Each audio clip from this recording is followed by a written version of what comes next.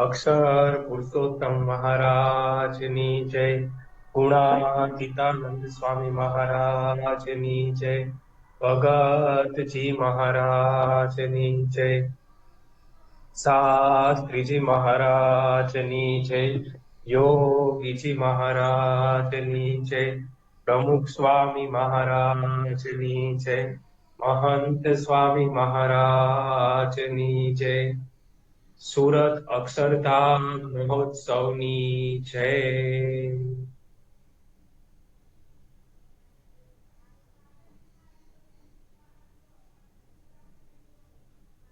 પરમ પૂજ્ય મહંત સ્વામી મહારાજની આજ્ઞાથી આપણે બધા સમૂહની અંદર મળીને પ્રાપ્તિનો વિચાર અને તે ઉપર આપણે ગોષ્ઠી કરી રહ્યા છીએ. તો આજે આપણે પ્રાપ્તિનો વિચાર કરવા જઈ રહ્યા છીએ. તેમાં આપણે સત્પુરુષની સચ્ચાઈ કેવી રહેલી છે તે શાસ્ત્રીજી મહારાજના જીવન પ્રસંગોના આધારે જોઈશું. એટલે આપણે 3 દિવસ સુધી શાસ્ત્રીજી મહારાજની સત્ય નિષ્ઠા તે કેવી છે તે આપણે અલગ અલગ રીતે જોવાના છીએ. આમ જોઈએ તો પ્રસંગો તો આપણે સાંભળેલા જ હશે બધા, છતાં પણ જ્યારે શાસ્ત્રીજી મહારાજની કેવી સચ્ચાઈ રહેલી છે, એમની કેવી સત્ય નિષ્ઠા છે, એ જ્યારે આપણે પ્રતીતિ અંતરમાં આવશે ત્યારે આપણે જે પ્રાપ્તિ થઈ છે ને એની પ્રતીતિ વધશે. આજે આપણે ખાલી વિચાર કરીએ કે કોઈ વ્યક્તિ આપણા મિત્ર હોય અને આપણે ખાલી કહે છે કે ભાઈ આ તમે દૂધ પીતા ને એમાં ઝેર છે, તો આપણને તરત મનાઈ જાય છે.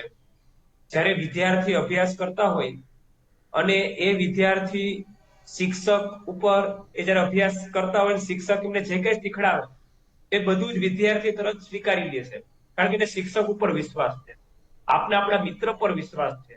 અરે ડોક્ટર આપને જે કઈ દવા આપે એ દવામાં પણ આપણે કોઈ સંશય કરતા નથી કે આ દવામાં બરાબર ડ્રગ્સ છે કે નહીં, આ છે કે નહીં, તે છે કે નહીં, કશું જ નહીં. જે દવા આપે એ આપણે લઈ લઈએ છીએ.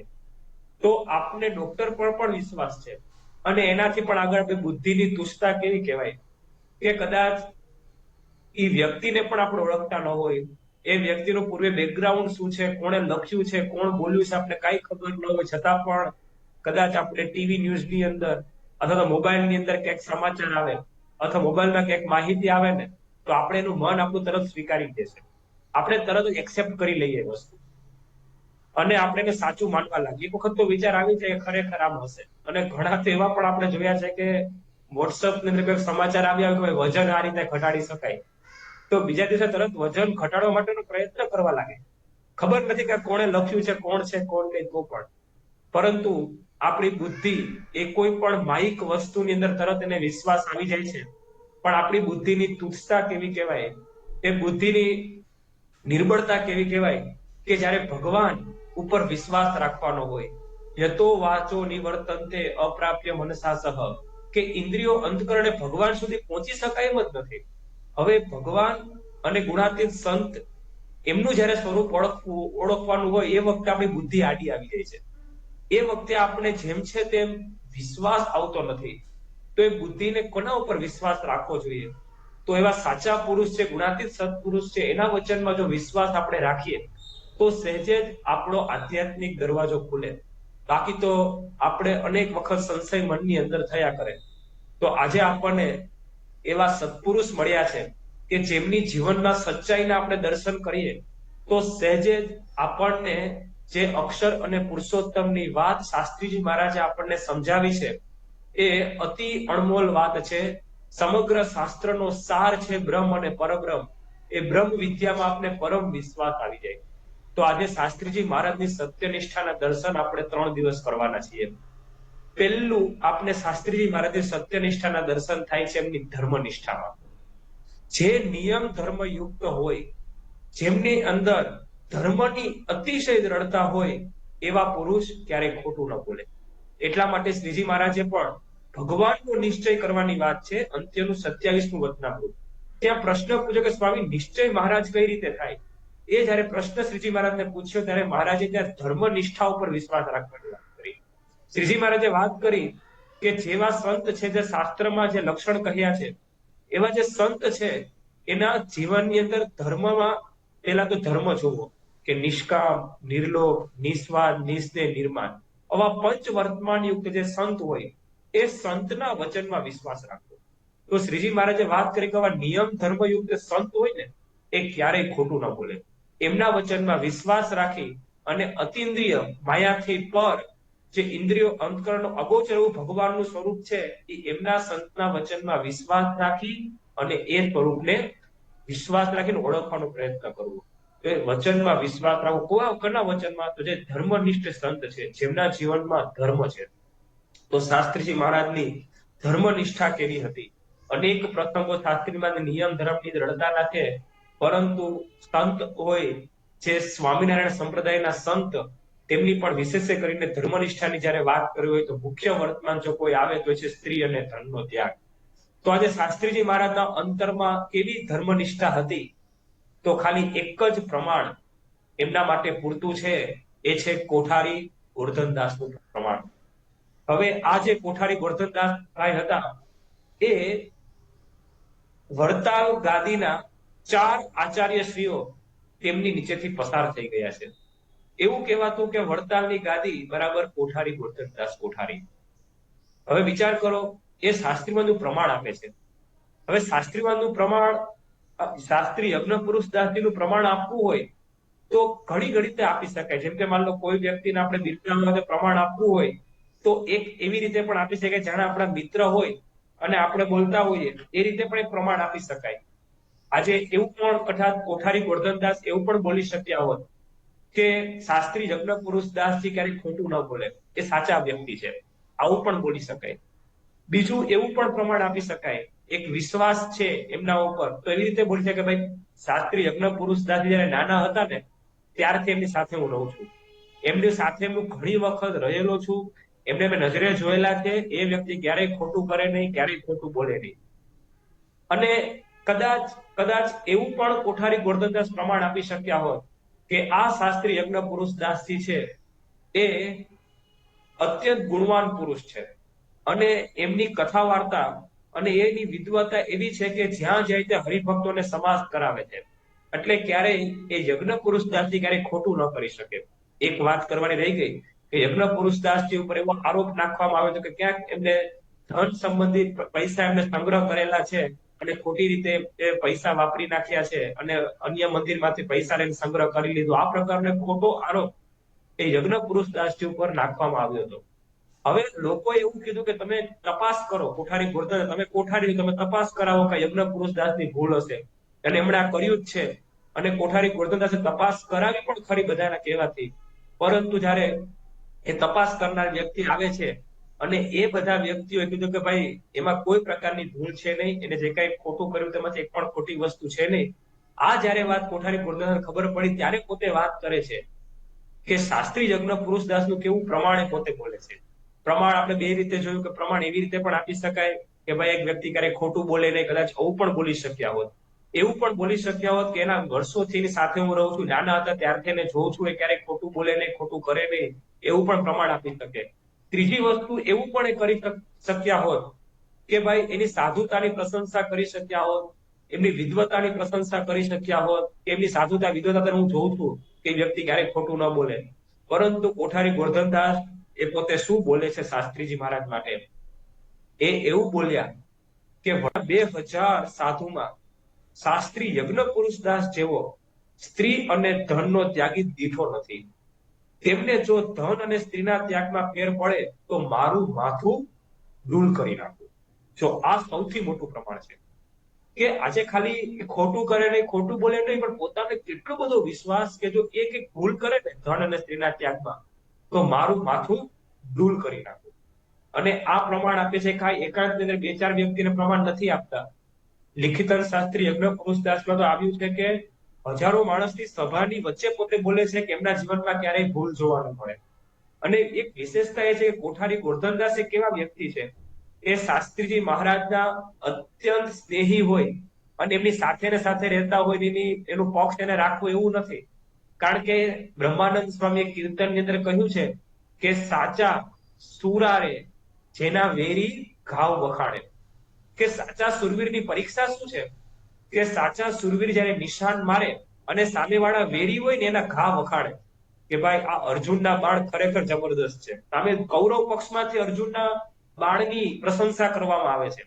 એમ કોઠારી ગોરધનદાસભાઈ હતા, એ પોતે શાસ્ત્રીજી મહારાજના વિરોધની અંદર હતા કે જ્યાં સુધી મારી હયાતી છે ત્યાં સુધી અક્ષર પુરુષોત્તમ ને હું મધ્ય મંદિરમાં નહીં પધરાવા, ત્યાં સુધી અક્ષર પુરુષોત્તમનું મંદિર નહીં કરવાનું. આવી રીતે એમને શાસ્ત્રીજી મહારાજના સિદ્ધાંતથી પોતે વિરુદ્ધ ચાલતા હતા. છતાં પણ એમણે શાસ્ત્રીજી મહારાજના જ્યારે ધર્મનિષ્ઠા ઉપર કોઈ આંગળી ઉઠાવી, શાસ્ત્રીજી મહારાજની નિયમ ધર્મની અંદર ભૂલ છે એવી જ્યારે એમને આંગળી કોઈ વ્યક્તિ ઉઠાવે છે, એ વખતે એમને શાસ્ત્રીજી મહારાજની ધર્મનિષ્ઠા ઉપર કેટલો વિશ્વાસ હશે કે પોતે એવું બોલી ગયા કે જો એમના જીવનની અંદર ધર્મ અને નિયમમાં કઈ ફેર પડે તો મારું માથું ડૂલ કરી નાખું. આ છે આપણા ગુરુ શાસ્ત્રીજી મહારાજની ધર્મનિષ્ઠા. ખાલી આવું એક પ્રમાણ તો આપણે જોવા મળે છે, પરંતુ શાસ્ત્રીજી મહારાજના જીવનોના પ્રસંગો જોઈએ તો પણ આપણને પ્રતીતિ થાય કે એમને નિયમ ધર્મની કેટલી બધી દ્રઢતા હતી. અમદાવાદની અંદર એકવાર શાસ્ત્રીજી મહારાજ બિરાજમાન હતા અને બાજુમાંથી એક બાળકી પસાર થઈ ગઈ અને શાસ્ત્રી મહારાજને શંકા ગઈ કે બાળકી સ્પર્શ થઈ ગયો છે અને શાસ્ત્રીજી મહારાજે આખા દિવસનો ઉપવાસ ચાલુ કરી દીધો. અને એ વખતે બધા જ હરિભક્તોએ સમજાવ્યા કે સ્વામી ઉપવાસ ન કરો, કારણ કે 80 વર્ષની ઉંમર શાસ્ત્રીજી મહારાજની હતી.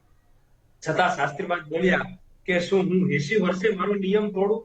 ગમે તેમ થાય પણ મારો નિયમ તોડીશ નહીં. આ છે શાસ્ત્રીજી મહારાજની નિયમ ધર્મની દ્રઢતા. શાસ્ત્રીજી મહારાજ તારીખ 15/11 ઈસવીસન 1948 ની અંદર અમદાવાદથી બોચાસણ જતા હતા અને એ વખતે ટ્રેનમાં ખૂબ જ ગીર્દી હતી. એ વખતે આ પ્રકારની કોઈ વ્યવસ્થા થતી નહીં, એટલે સાહજિક જ ટ્રેનમાં જ્યારે ગીર્દી હોય જવાનું હોય એટલે સંતોને ઉપવાસ કરી જ લેવાનો હોય. અને એ વખતે શાસ્ત્રીજી મહારાજે 83 વર્ષની ઉંમરે નિર્જળા ઉપવાસ કર્યો અને એ ઉપવાસ કર્યો, પરંતુ એમની નાના નાના નિયમ પાળવાની કેટલી બધી દ્રઢતા દેખાય. તો અહીં લખવામાં આવ્યું છે કે 83 વર્ષની ઉંમરે શાસ્ત્રી મહારાજે નિર્જળા ઉપવાસ કર્યો અને બીજા દિવસે સવારે, આપણે યાદ છે કે આપણે નિર્જળા ઉપવાસ કરીએ ત્યારે પારણાની કેટલી બધી તલપ લાગે અને ક્યારે સવાર પડે અને ક્યારે આપણે સરબતના પારણા કરીએ નિત્ય પૂજા કરીને. હવે શાસ્ત્રીજી મહારાજ સવારે ઉઠ્યા, પોતાનો નિત્ય કર્મ આખો પૂરો કર્યો અને ત્યારબાદ શણગાર આરતી કરી અને શણગાર આરતી પછી શાસ્ત્રીજી મહારાજ કથા વાર્તા કરવા બેઠા અને કથા વાર્તા રાજભોગ આરતી સુધી ચાલી અને એ પછી શાસ્ત્રી મહારાજે પારણા કર્યા. હવે વિચાર કરો કે જેના જીવનમાં આટલી ધર્મનિષ્ઠાની દ્રઢતા હોય એ પુરુષ કોઈ દિવસ ખોટું બોલે નહીં. એમના જીવન એ પરમ સત્ય હોય, એમની દરેક વાત પરમ સત્ય હોય. એટલે શાસ્ત્રીજી મહારાજની સત્યનિષ્ઠાના દર્શન એમની ધર્મનિષ્ઠામાં થાય છે. શ્રીજી મહારાજે પણ સારંગપુરના 10મા વતનામૃતમાં વાત કરી છે કે માણસની મનોવૃત્તિ કેવી હોય. તો મહારાજે કહ્યું છે કે જે વ્યક્તિ ધર્મવાળો હોય, જેના જીવનની અંદર પરસ્ત્રીનો ત્યાગ હોય, ચાડી ચુગલી ન કરતો હોય, એવા બધા પાપનો જે ત્યાગ કરતો હોય, એવો જે ધર્મવાળો હોય, એને એના સગા સંબંધી પણ એમાં વચનમાં વિશ્વાસ રાખે. અને બીજી વાત કરી કે અન્ય કોઈ માણસ પણ એના વચનમાં વિશ્વાસ રાખે કે જે કઈ બોલે એ સત્ય હોય. આ મારે જે સારંગપુરના 10મા વતનમાં વાત કરી, કોઈ માણસ ખાલી ધર્મવાળો હોય ને એના પર લોકોને સહેજ જ વિશ્વાસ આવે. તો શાસ્ત્રીજી મહારાજની ધર્મનિષ્ઠા, એમના જીવનના છેલ્લા શ્વાસ સુધી ક્યારેય નિયમ ધર્મની અંદર બાંધછોડ એમણે કરી નથી. એટલા માટે જ આજે શાસ્ત્રીજી મહારાજના ધર્મનિષ્ઠાના પાયા ઉપર આજે સમગ્ર BAPS ની અંદર આપણે જોવા મળે કે આજે દરેક હરિભક્તો હોય, સંતો હોય, અરે નાના નાના બાળકો હોય, એમના જીવન પર નિયમ ધર્મની આ દ્રઢતા દેખાય છે. એ BAPS નો પાયો છે આ નિયમ ધર્મની દ્રઢતા. એટલા માટે શાસ્ત્રીજી મહારાજ એ ધર્મના સ્તંભ સમાન છે અને નિયમ ધર્મની દ્રઢતા છે. એને લીધે જ આજે અનેક ભક્તો, સંતોના જીવનની અંદર આ ધર્મની દ્રઢતા સહેજ જોવા મળે છે. તો આવા ધર્મનિષ્ઠ શાસ્ત્રીજી મહારાજ, આવા સત્યની શાસ્ત્રી મહારાજના વચનમાં જો વિશ્વાસ આવે ને તો આપણા પ્રાપ્તિ સહેજ જ આપણા અંતરમાં દ્રઢ થઈ જાય. હવે શાસ્ત્રી મહારાજના વચનમાં વિશ્વાસ રાખવો. કેવા વચનમાં આપણે વિશ્વાસ રાખવો? તો શાસ્ત્રીજી મહારાજે વાત કરી, વરખેડાની અંદર શાસ્ત્રી મહારાજ વિરાજમાન હતા અને એમણે પત્ર લખ્યો અને એમાં શાસ્ત્રી મહારાજે વાત કરી કે જો મને ખોટી વાત ગોઠવણી કરીને બીજાની સમજાવીને સ્વાર્થ સાધવો એવું આવડતું નથી ને અસત્યમાં ઘણું પાપ છે. ભાગવતમાં લખ્યું છે કે ના સત્યાત પરમમ પાપમ. વળી પૃથ્વીએ કહ્યું કે બધા પાપી પુરુષનો ભાર હું સહન કરી શકું છું, પણ અસત્ય બોલનારનો ભાર સહન કરી શકતી નથી. મારે કોઈ પ્રકારે અસત્ય વાતમાં દુરાગ્રહ કરવો હોય નહીં. શાસ્ત્રીમાં જે પેલા સત્યનો મહિમા કીધો કે હું કોઈ દિવસ ખોટું નહીં બોલું. મને ખબર છે કે ખોટું બોલવાથી કેટલું બધું પાપ થાય છે. પછી શાસ્ત્રીજી મહારાજ કહે છે કે હવે મારા વચનમાં તમે વિશ્વાસ રાખો. શાસ્ત્રી મહારાજે કહ્યું, માટે ખાસ મારો વિશ્વાસ હોય ને મને સાચા બોલો પ્રામાણિક પુરુષ હોવ એમ માનતા હો તો ઉપરની વાત સાચી માની ખરા અંતકરણથી સ્વામી અનાદિ અક્ષર છે તે વાતની નિષ્ઠા કરશો. શ્રીજી મહારાજ પૂર્ણ પુરુષોત્તમ ભગવાન છે તે વાત ખચિત માનજો. મારે તો ખરી વાત કહેવી તે મારી ફરજ છે. આ વાતમાં એક પણ શબ્દ અસત્ય કે સંદેહ પડતો નથી. અને પછી સાથમાં આગળ કહે છે કે પ્રાગજી ભગત એ પરમ એકાંતિક સત્પુરુષ છે. તો શાસ્ત્રીજી મહારાજે જે આ વાત કરી એમાં આપણે જો પરમ વિશ્વાસ આવી જાય તો આપણી આ પ્રાપ્તિ છે ને એ અંતરમાં પ્રતીતિ વધતી જાય કે મને જે ગુણાતીતાનંદ સ્વામી એ અક્ષર બ્રહ્મ છે. જે અક્ષર બ્રહ્મની વાત શ્રીજી મહારાજે વાત કરી છે મધ્યના ત્રીજા વચનામૃતમાં કે પ્રકૃતિ પુરુષ આદિક સર્વનું કારણ છે, આધાર છે અને પ્રેરક છે એવા સર્વાધાર એવા અક્ષર બ્રહ્મ એ ગુણાતીતાનંદ સ્વામી છે. અને એ ગુણાતીતાનંદ સ્વામી અત્યારે વર્તમાન કાળે મહંત સ્વામી મહારાજ એ અક્ષર બ્રહ્મ છે. એ આપને પ્રતીતિ આવે. બીજી વાત અહીં કરી કે શ્રીજી મહારાજ પૂર્ણ પુરુષોત્તમ ભગવાન છે. પુરુષોત્તમ નારાયણ ભગવાનનો મહિમા કેવો હોય તો એક જ ઉપનિષદ ને મુંડક ઉપનિષદના શ્લોક કહ્યો અક્ષરાત પરતઃ પરહ કે અક્ષરાત થી પણ પર એવા છે પુરુષોત્તમ ભગવાન તે શ્રીજી મહારાજ છે. અને એ શ્રીજી મહારાજ એ મને મળ્યા છે. અને પછી કીધું કે ભગતજી મહારાજ જે પરમ એકાંતિક સંત છે એટલે કે અત્યારે વર્તમાન કાળે પરમ એકાંતિક સંત એ જ પરંપરા એ જ લાઈન ભગતજી મહારાજ, શાસ્ત્રીજી મહારાજ, યોગીજી મહારાજ, પ્રમુખ સાહેબ મહારાજ અને વર્તમાન કાળે મહંત સાહેબ મહારાજ એ જ લાઈનમાં મહંત સાહેબ જે પરમ એકાંતિક સંત છે શાસ્ત્રી મહારાજના વચનમાં વિશ્વાસ લાવીએ. શાસ્ત્રીજી મહારાજે કીધું કે શ્રીજી મહારાજ એ પૂર્ણ ભગવાન છે અને ગુણાતીતાનંદ મૂળ અક્ષર છે. એ અક્ષર અને પુરુષોત્તમ અત્યારે મહંત સ્વામી મહારાજ દ્વારા આપણને દર્શન આપે છે. એ શ્રીજી મહારાજ અત્યારે મહંત સ્વામી મહારાજ દ્વારા આપણને દર્શન આપે છે. તો આપણે ખરેખર ખૂબ ભાગ્યશાળી છીએ. ખાલી એક વચનમાં જો શાસ્ત્રીમાના વચનમાં વિશ્વાસ આવે તો આપણા અંતરમાં પ્રતીતિ આવે કે આપણે જે સમગ્ર શાસ્ત્રોનો સાર છે, જે સમગ્ર શાસ્ત્રોમાં પરમ સુખનો ઉપાય કહ્યો છે, શ્રીજી મહારાજ એ પરમ સુખદાયી છે, પરમ સાર વસ્તુ છે એવી મહારાજે મધ્યનું 56નું વચનામૃતમાં વાત કરી કે સર્વે સદગ્રંથો એ જ રહસ્ય છે જે કે ભગવાન એ પરમ સુખદાયી છે અને ભગવાન એ પરમ સાર વસ્તુ છે. તો જે પરમ સુખદાયી છે, પરમ એટલે શું કે એનાથી પર કાંઈ નથી. ભગવાન એ પરમ સાર વસ્તુ, પરમ એટલે શું એનાથી પર કોઈ સારભૂત વસ્તુ નથી. એ ભગવાન એ મને મળ્યા છે અને એ ભગવાન અત્યારે મને મહંત સ્વામી મહારાજ દ્વારા દર્શન આપે છે. એ મહંત સ્વામી મહારાજ ના હું દર્શન કરી રહ્યો છું. આમ તો ઉપનિષદમાં કહ્યું છે કેન ઉપનિષદની અંદર કે ન તત્ર ચક્ષુર ગચ્છતિ કે જ્યાં આંખ જઈ શકતી નથી પરંતુ એ આંખે કરીને હું ભગવાનના દર્શન કરું છું. પછી કહ્યું કે ન તત્ર વાગ ગચ્છતિ કે જ્યાં વાણી જઈ શકતી નથી. અત્યારે ગોંડલ વિરાજમાન છીએ જે એ અમે કેટલા ભાગ્યશાળી છે. બાળકો પહેલા કે અમારી વાણી અત્યારે સાક્ષાત અક્ષર બ્રહ્મ સાંભળી રહ્યા છે. તો આપણી જ્યાં વાણી જઈ શકતી નથી પરંતુ આપણે કેટલા બધા ભાગ્યશાળી છીએ કે એ પરબ્રહ્મ પુરુષોત્તમ નારાયણ ભગવાન અત્યારે મહંત સ્વામી મહારાજ દ્વારા આપણને દર્શન આપે છે. એમના દ્વારા આપણને જોવે છે. એ મહંત સ્વામી મહારાજ આપને કાન દ્વારા આપણી વાણીને સાંભળે છે તો આપણે ખરેખર ખૂબ ભાગ્યશાળી છે. ન તત્ર મનો ગચ્છતિ કેતા કે ત્યાં મન પણ જઈ શકતું નથી પરંતુ આપણે કેટલા બધા ભાગ્યશાળી છીએ કે મન દ્વારા આપણે સત્પુરુષનું ચિંતન કરી શકીએ છીએ. એ મન દ્વારા આપણે એમની માનસી પૂજાની અંદર આપણે એને સંભાળીએ છીએ. તો આપણે ખરેખર ખૂબ ભાગ્યશાળી છીએ. તો આવી રીતે જો આપણે કૃતાર્થપણાનો અંતરમાં અનુભવ કરીએ તો આ પ્રાપ્તિનો વિચાર પૂર્ણ થયો કહેવાય. તો આજે આપણે શાસ્ત્રીજી મહારાજની સત્ય નિષ્ઠા, એમની ધર્મનિષ્ઠાની અંદર જોઈ તો શાસ્ત્રીજી મહારાજ જેવા વચનમાં પુરુષના વચનમાં જો વિશ્વાસ આવે તો આપને આ પ્રાપ્તિ થઈ છે પ્રતીતિમાં પરિવર્તિત થાય. તો આવી પ્રાપ્તિ આપણને થઈ છે તો હવે એ પ્રાપ્તિનું આનંદ માણતો જે મહંત સાહેબ મહારાજે આજ્ઞા કરી છે કે આ કીર્તન રોજ ગાવું જોઈએ તો એ પદ આપણે વિચાર સાથે ગાઈએ કે ન તત્ર ચક્ષુર ગચ્છતિ ન વાગ ગચ્છતિ નો મનઃ, કે જ્યાં મન વાણી ઇન્દ્રિયોના અગોચર એવા જે પૂર્ણ ભગવાન છે એ મને સાક્ષાત મળ્યા છે, તો ખરેખર ખૂબ મોટી વાત મને મળી છે. આ વિચાર સાથે આપણે આ કીર્તનનો લાભ લઈએ. માનો મળી છે મોટી વાત. શ્રી સ્વામિનારાયણ ભગવાનની જય.